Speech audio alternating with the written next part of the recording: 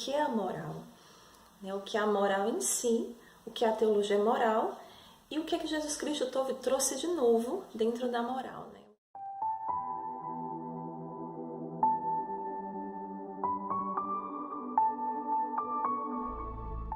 Então, sejam bem-vindos. A gente vai dar início hoje a mais um curso do Instituto Parresia. É um curso sobre a encíclica Veritatis Splendor. Foi promulgada pelo Papa João Paulo II em 1993, um ano após o Catecismo da Igreja Católica, né, o novo catecismo ter sido lançado, e fala sobre a moral cristã e o que é específico dela, né? Vem corrigir mentalidades, vem corrigir também correntes não muito seguras, seja na filosofia como na teologia, sobre qual é a direção, né, a tomar pela moral. E a gente vai fazer um percurso esses dias, né, essa semana, com alguns temas importantes, né, tratados nessa encíclica, e temas muito importantes também para nós que queremos crescer no conhecimento de Deus e também crescer rumo à santidade. Antes de pontuar o que é que a gente vai falar, eu não me apresentei, eu me chamo Andresa Henriqueta, sou consagrada da comunidade de vida Shalom e atualmente em missão na Alemanha. Esses dias a gente vai estar junto. Então, quais foram os pontos escolhidos, né, para a gente tratar essa semana? Primeiro, no dia de hoje, a gente vai ver um pouco uma introdução, né, o que é a moral, né, o que é a moral em si, o que é a teologia moral e o que é que Jesus Cristo trouxe de novo dentro da moral, né, o que é o ato humano, o que é a consciência depois, e qual o papel da consciência nesse discernimento, né, do como agir, do que escolher, o que é a liberdade, a verdadeira liberdade, e qual é a relação da liberdade com a verdade. Depois a gente vai ver o papel das virtudes na vida moral. E por fim, o socorro do Espírito, né, os dons do Espírito que vêm em socorro e possibilitam o agir filial, né, esse agir novo. Então, a gente vai dar início. Primeiro, a palavra mores, de onde vem moral, é uma palavra latina, que é a tradução latina para a palavra grega ethos, né? E tem uma tradução muito parecida, quer dizer hábito ou costume, né? Se a gente presta atenção um pouco, ética, né? Ética vem de ethos, né? E a moral também se refere a isso, né? A teologia moral, né, é uma reflexão que se refere à moralidade, né, ao bem e ao mal, as escolhas acertadas, né, e as escolhas também erradas dos atos humanos e da pessoa que realiza, né. E nesse sentido, ela diz respeito a todos os homens, né, porque todo homem é livre para agir e quando ele age, né, o agir dele tem consequências e pode ser um agir bom se ele tem uma escolha boa por um objeto bom, né, por algo bom, e também pode errar, pode se enganar, pode fazer algo errado. Né? Mas ao mesmo tempo é teologia, né? No caso teologia moral. E por isso mesmo reconhece que o princípio e agir moral do homem novo, né, do cristão, ele é embasado, tem a sua fonte, tem o seu fim, no único que é o bom, né? Como Jesus Cristo diz no Evangelho, né? Quando é questionado pelo jovem rico, né? Por que você me chama de bom? Só Deus é bom, né? Ele é o bem e ele é o bom, né? Então, quando se fala da teologia moral, se fala da relação do homem em Cristo, com Cristo e em Cristo, né? E a finalidade é ainda mais alta do que simplesmente, né, distinguir o certo e errado, né? A teologia moral, ela aponta para o que é santo, né? Aponta sempre para o bem maior, né? E por isso a gente não tem só uma fonte racional, a gente tem também a fonte da revelação, né? Porque o que é certo e errado, que se diz assim, reconhecer o bem, é possível reconhecer, dizem os documentos da igreja, né, diz o magistério e a própria Veritatis Splendor, a gente reconhece pela lei natural que Deus colocou no coração de cada homem ao criá-lo, que independente da cultura, que independente da região, né, onde nasceu, ele consegue reconhecer os princípios básicos, né? Qualquer cultura reconhece que é pecado matar, que é errado matar, né? Que não é bom. O homem de qualquer tempo, qualquer cultura reconhece que precisa, que tem um dever de gratidão, por exemplo, para com os pais, né? E que a gente vê nos mandamentos, né? Mas o ato do melhor, do que é santo, né? Do que agrada mais a Deus, do que pode unir mais a Deus, a gente vai descobrir pela revelação, né? E o Vaticano II lembra isso, né? A fonte, a alma, né? O ponto de apoio da teologia, ela é a revelação. É ela que diz ao homem quem é o homem, né? A gente olha para Jesus Cristo e é Jesus Cristo que diz ao homem quem é o homem. Né? O Verbo encarnado, né? Cristo que morreu e ressuscitou, diz ao homem quem é o verdadeiro homem, diz ao homem qual é o seu fim último, diz ao homem qual é a sua fonte e também qual é a sua motivação. Então a gente tem já daqui, desse início, algo a mais. Se já na Grécia Antiga a gente encontra na filosofia, né, em Aristóteles, em outros filósofos, e depois nas correntes da Idade Moderna, da Idade Contemporânea, né, sempre houve uma procura, né, por estabelecer uma ética. E a gente poderia falar de vários filósofos que fizeram isso, né, como eu disse, desde a Grécia Antiga, passando, né, pela Idade Moderna, pela Idade Contemporânea, Kant, Spinoza e por aí vai, né, Hegel, Max Weber e por aí vai, que tentaram procurar, tentar entender, né, a ética, né, o que é certo, o que é o bem para o homem, né, o que é o bom, o que é o melhor, como é que o homem deve dirigir o seu agir. Mas para um cristão, né, quando ele crê em Cristo, ele tem essa experiência com Deus, ele foi batizado, ele se tornou filho de Deus. E essa adoção filial, ela capacita o homem a seguir os exemplos de Cristo, né?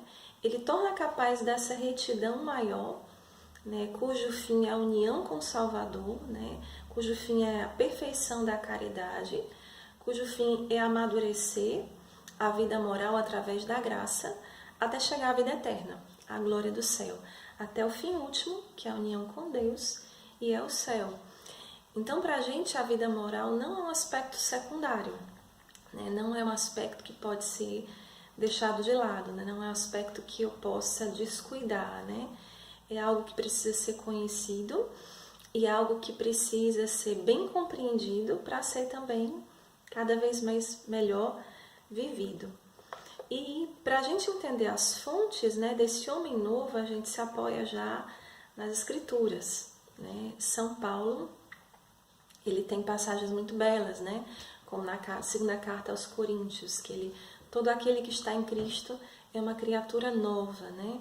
Tudo que é velho passou, né? Tudo se fez novo.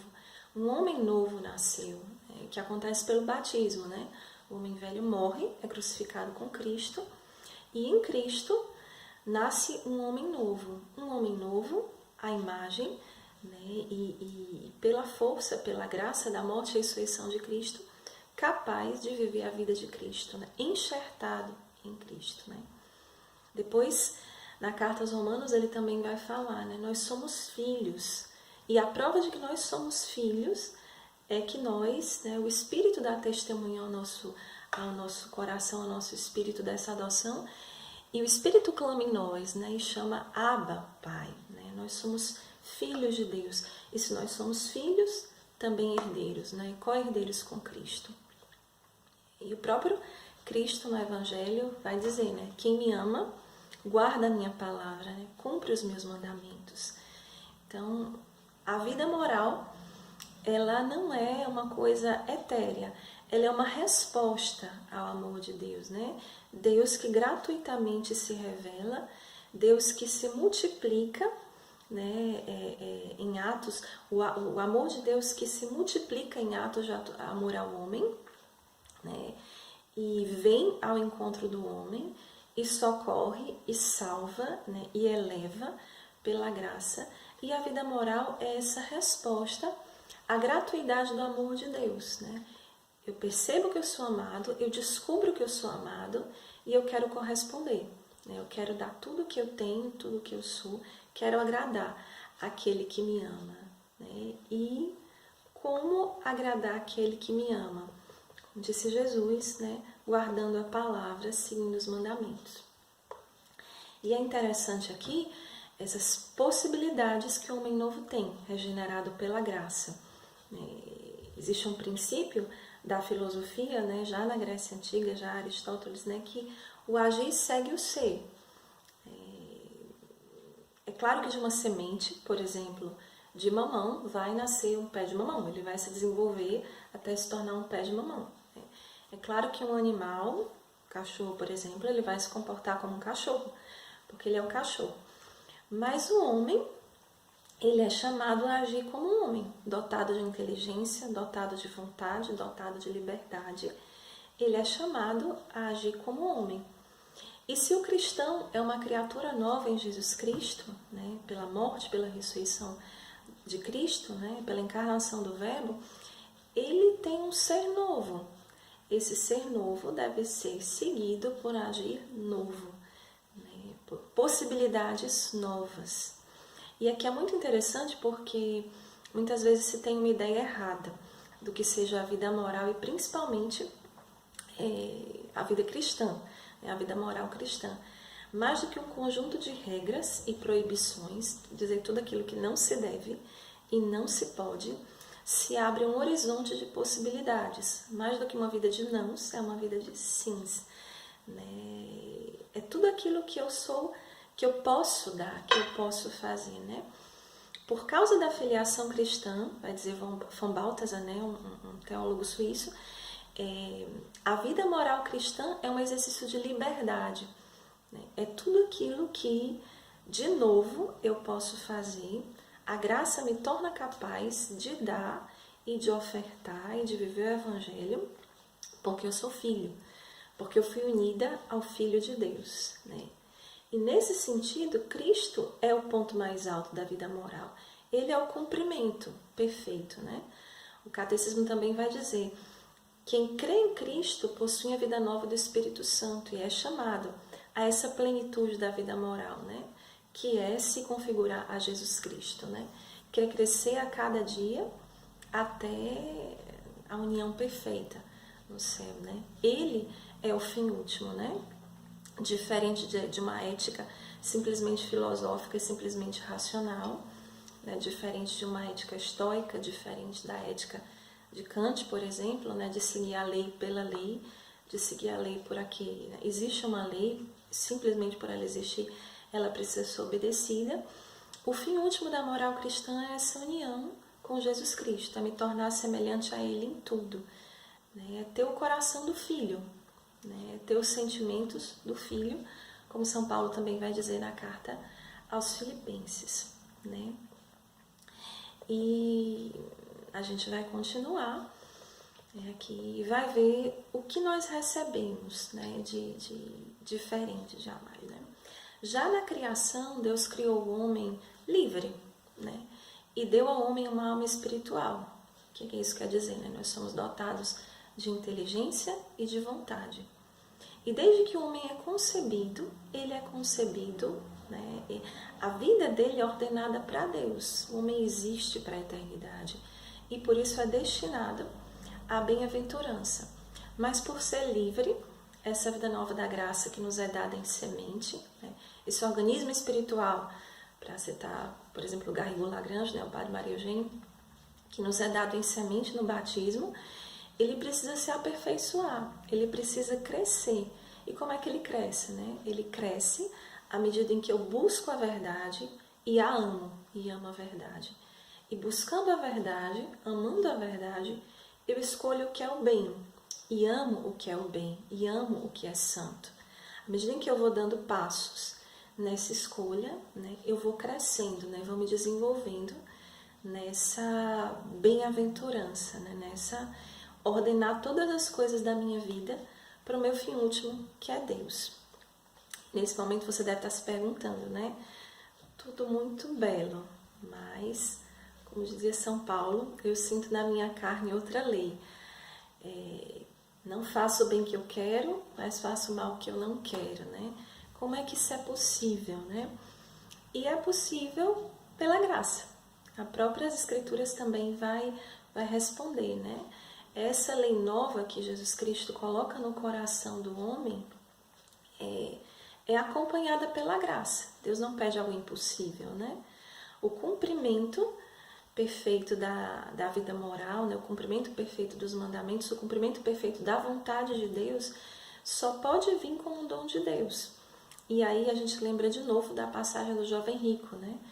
Que Jesus Cristo, em diálogo com ele, né? Jesus é interpelado e ele diz: bom mestre, o que é que eu preciso fazer para ganhar a vida eterna?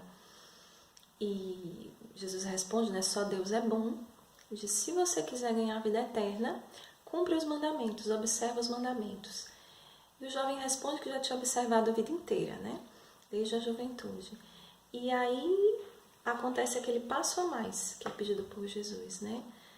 Se você quiser ser perfeito, se você quiser chegar à plenitude do amor, se você quiser ir além, né, até o desenvolvimento final de tudo aquilo que você é, porque, né, eu te dou essa graça, né? Deixa tudo, vai, dá aos pobres, depois vem e me segue-me. Qual é a perfeição da vida moral? É o seguimento de Jesus Cristo, né, que é possível pela graça, né?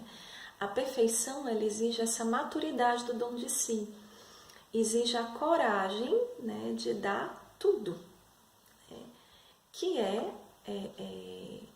a liberdade do homem é aqui interpelada, né? É como dizer assim, a lei é o mínimo, os mandamentos são o mínimo, né, que se precisa observar para proteger a dignidade do homem e o seu bem. É um mínimo, né? Quando a gente observa os mandamentos, a gente vai ver que os 3 primeiros são relacionados a Deus, depois os 7 últimos, a relação do homem com o seu irmão, do homem com outro homem, e eles protegem o mínimo de dignidade, né?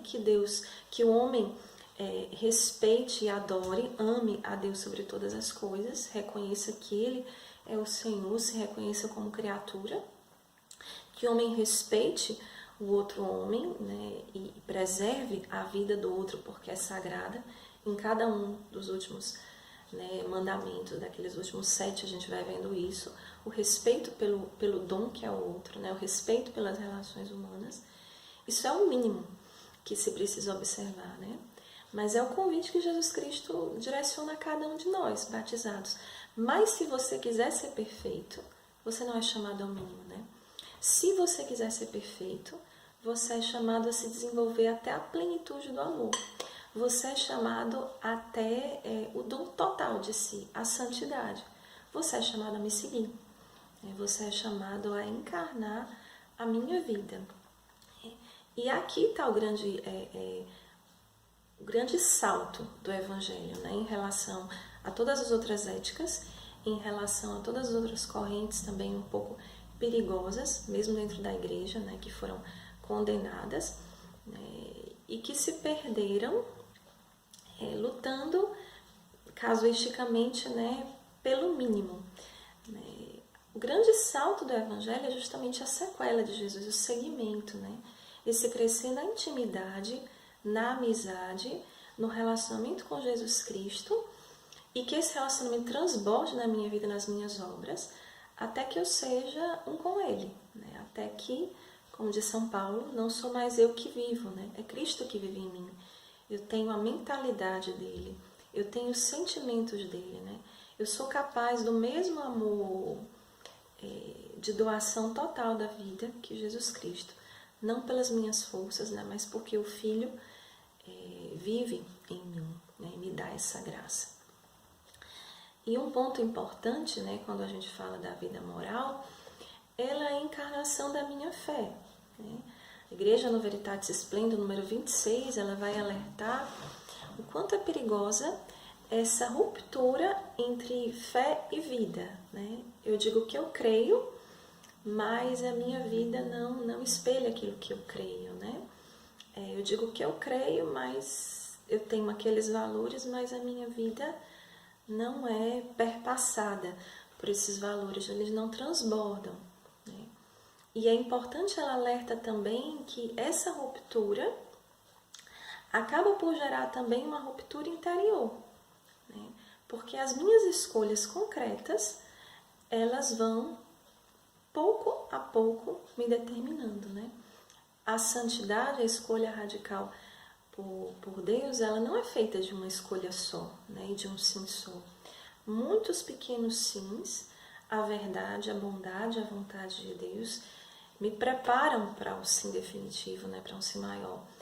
E muitos pequenos nãos também afastam meu coração, né? Desse sim maior.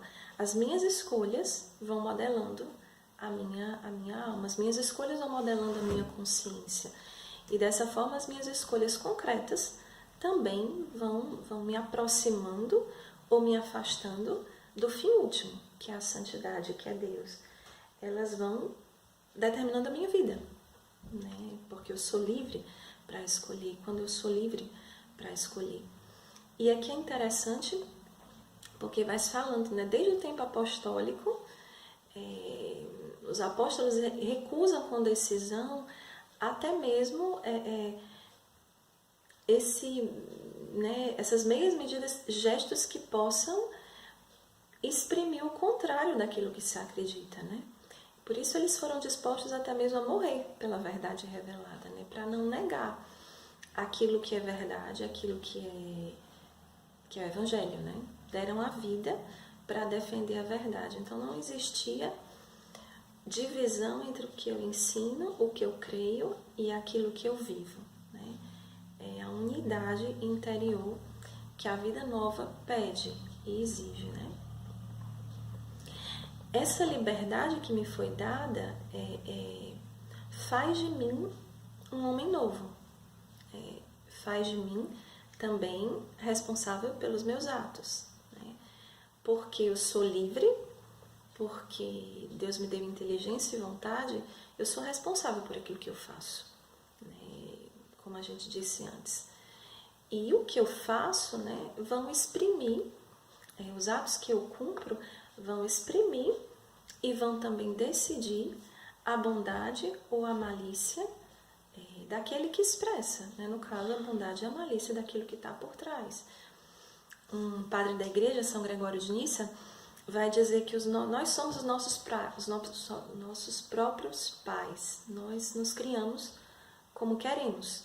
E pela nossa escolha, nós nos dotamos da forma que queremos.